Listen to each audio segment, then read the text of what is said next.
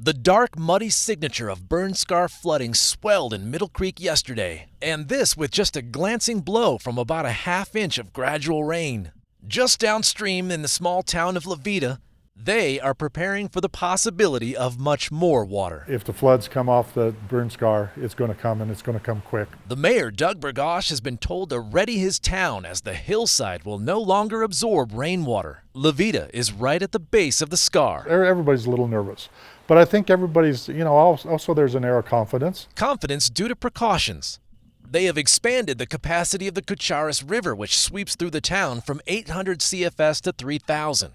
They've installed several of these new stream flow gauges on 4 of the basins that come off the burn scar, increasing the warning time. They've encouraged the residents to buy flood insurance, and they've choreographed a detailed evacuation plan. The mayor says they should get about a 30-minute warning, and they plan to use a series of siren blasts for 20 minutes to pace the evacuation. And everybody in the lower part of town has a flood buddy on higher ground. We know that if the big flood comes, there's going to be property loss. It's inevitable. We just want everybody to be safe, protect everybody.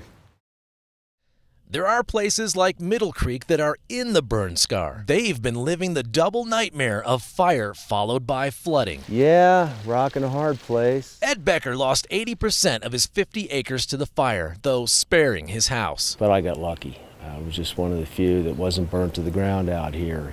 Most of my neighbors are gone, and they're not coming back. Maybe he wasn't as lucky as he thought. Since the fire last June, Becker has lost his spring-fed water supply and his terraced vegetable garden to late summer floods. And his county road keeps getting washed away, leaving him trapped over and over. It's been like I kind of wish I didn't live here over the last year. He says his property isn't even worth half of what it was a year ago. Who wants to buy a place with burned land and a high risk of flooding for at least 10 years? He wonders most days if it would have been better to have lost everything in the blaze. We're just sitting here with the wreckage and the bill.